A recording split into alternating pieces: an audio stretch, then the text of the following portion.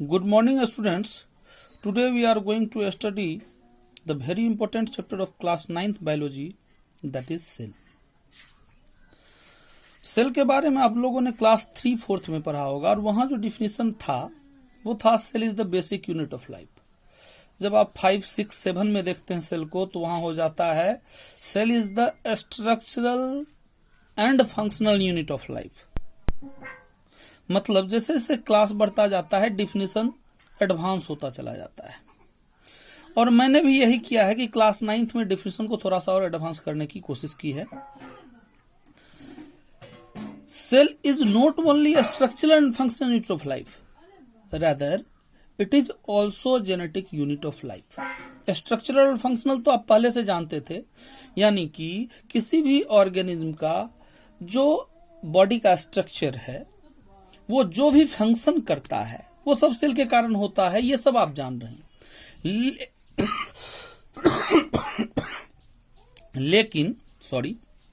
लेकिन माँ बाप से जो कैरेक्टर बच्चों में आता है, यानी जेनेटिक कैरेक्टर जो बच्चों में आता है, ये भी सेल के कारण ही होता है, द्वारा ही होता है. ये बात भी आप लोग जान लीजिए.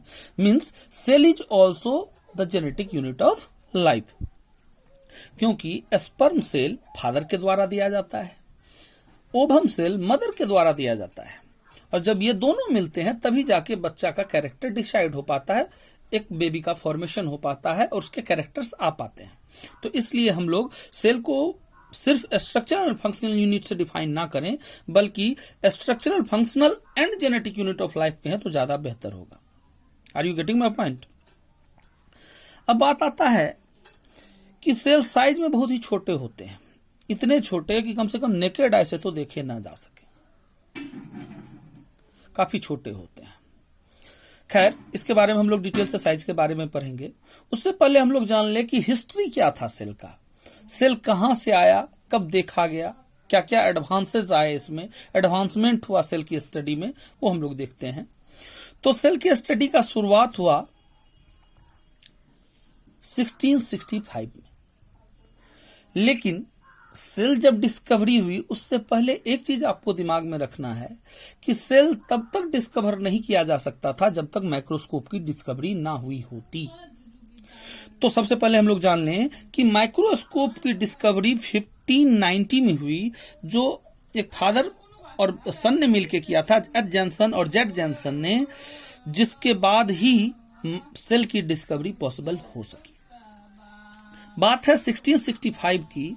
एक साइंटिस्ट थे रॉबर्ट हुक, उन्होंने खुद एक माइक्रोस्कोप बनाया जिसका मैग्निफिकेशन पावर था 30x to 50x, यानी वो किसी भी चीज को 30 गुना से लेकर 50 गुना तक बढ़ाने की क्षमता रखता था. उन्होंने खुद माइक्रोस्कोप बनाया और उन्होंने क्या किया कि एक ओक ट्री होता है जो अमेरिका वगैरह में पाया जाता है, ठंड देशों में, इलाकों में पाया जाता है, उसके बार्क का पतला सा स्लाइस काटा, जिसको हम लोग कॉर्क टिश्यू भी कहते हैं, और उसको अपने बनाए माइक्रोस्कोप पर रख के स्टडी किया और उन्होंने पाया कि उसमें जो स्ट्रक्चर अपीयर हुआ माइक्रोस्कोप पर वो था honey bee comb like structure, मधुमक्खी के छत्ते के जैसा स्ट्रक्चर. और मधुमक्खी के छत्ते को आप गौर से अगर देखते हैं तो आपको लगता है कि एक छोटा सा कमरा जैसा, एक छोटा सा बॉक्स जैसा अपीयर होता है. और इस छोटे से बॉक्स के लिए उन्होंने लैटिन भाषा का शब्द लिया सेलुला, जो आज सेल के नाम से जाना जाता है. यानी कि आप क्लियरली कह सकते हैं कि Robert Hooke was discoverer of cell, यानी सेल की डिस्कवरी किसने की? रॉबर्ट हुक ने की. लेकिन वो कहावत आप लोगों ने सुनी होगी, लिखने आता है नहीं मिटाने आता है दोनों हाथों से. तो उसको सत्य करते दिखे दो साइंटिस्ट, ग्री और मालफिगी, जिन्होंने 1666 में, कब की बात है? इन 1666 इन्होंने बताया कि structure observed by Robert Hooke was not cell, that was cell wall. उन्होंने कहा कि रॉबर्ट हुक ने सेल को डिस्कवर नहीं किया, ऑब्जर्व नहीं किया, उन्होंने ऑब्जर्व किया सेल वॉल को. He was right, they were right. Actually Grew और मालफिगी सही थे, लेकिन चूंकि उन्होंने इनिशिएटिव लिया, शुरुआत किया रॉबर्ट हुक साहब ने, इसलिए ऑनर उन्हीं को दिया जाता है सेल की डिस्कवरी के लिए। ग्रियो और मालफिगी सिर्फ ये बता के चले गए कि रॉबर्ट हुक ने सेल की डिस्कवरी नहीं की थी, बल्कि सेल वॉल के बारे में बताया था। ठीक है, चलो भाई आगे बढ़ते हैं। बात आई 1674 की, एक बोल सकते हैं कि तकदीर से बना साइंटिस्ट एंटोनी वॉन ल्यूवेनहॉक। उन्होंने एक माइक्रोस्कोप बनाया। सच पूछो तो बाय प्रोफेशन ये क्या थे, ये एक मर्चेंट थे, एक व्यापारी थे। ये कपड़े का व्यापार किया करते थे और अपनी कपड़े की गुणवत्ता जांचने के लिए इन्होंने एक माइक्रोस्कोप बनाया जिसका मैग्निफिकेशन पावर था 300x। किसी भी चीज को 300 गुना बढ़ा करके देखने की क्षमता थी इसमें। इसकी मदद से वो अपने कपड़ों के धागों का स्टडी किया करते थे, क्योंकि धागे में जितना ऐंठन होगा कपड़े की क्वालिटी उतनी अच्छी होगी। लेकिन जब इनके हाथ हथियार था तो ये आगे की चीज क्यों ना देखें। हमारे हाथ में एक चाकू होती है तो हम हर जगह उसको मार के देखते हैं, छड़ी होती है तो हर जगह पीटते हैं। तो भाई उनके हाथ माइक्रोस्कोप था, उन्होंने भी डिफरेंट चीजों को टच करके माइक्रोस्कोप पर रख करके देखने का प्रयास किया। तो he was the first person. उन्होंने आरबीसी को सबसे पहले देखा, स्पर्म सेल को सबसे पहले देखा, बैक्टीरिया को सबसे पहले देखा, और यहां तक कि प्रोटिस्टा को सबसे पहले देखा। प्रोटिस्टा अगर आप लोग नहीं जान रहे हो तो जान लीजिए, प्रोटिस्टा एक सेल का बना हुआ ऑर्गेनिज्म है। एक एग्जांपल अच्छा है एमीबा, एमीबा भी एक तरह का प्रोटिस्टा है।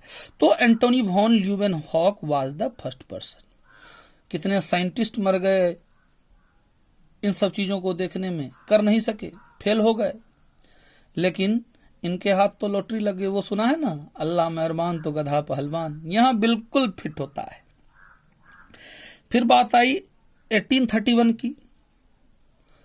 हमारे एक साइंटिस्ट आए रॉबर्ट ब्राउन साहब। अब वो कहावत आपने सुना होगा कि शेक्सपियर ने बहुत अच्छा कहा है, व्हाट्स देयर इन नेम, नाम में क्या रखा है। लेकिन नाम का कुछ न कुछ तो प्रभाव पड़ता है। अब रॉबर्ट ब्राउन साहब को लगा कि रॉबर्ट हुक के एक्सपेरिमेंट को ग्रियो और मालफिगी ने गलत साबित कर दिया, तो भाई मेरे भी एक्सपेरिमेंट को कोई गलत ना साबित कर दे, इसलिए हम प्लांट के ऊपर वाले हिस्से को लेंगे ही नहीं, बल्कि प्लांट के नीचे वाले हिस्से को लेंगे।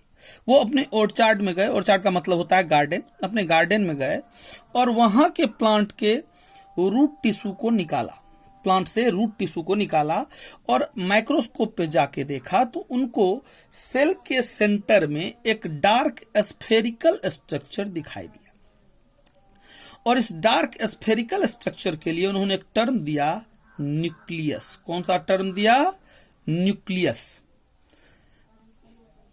यानी कि आप कह सकते हैं Robert brown was the discoverer of nucleus. अब बात आती है 1838 की। एक बोटनिस्ट हुए मैथियस स्लाइडेन और 1839 की एक जूलॉजिस्ट हुए थियोडोर स्वान। इन्होंने स्लाइडेन और स्वान ने मिलकर सेल थ्योरी प्रपोज किया और सेल थ्योरी के बारे में हम लोग नेक्स्ट क्लास में पढ़ेंगे। Thank you very much.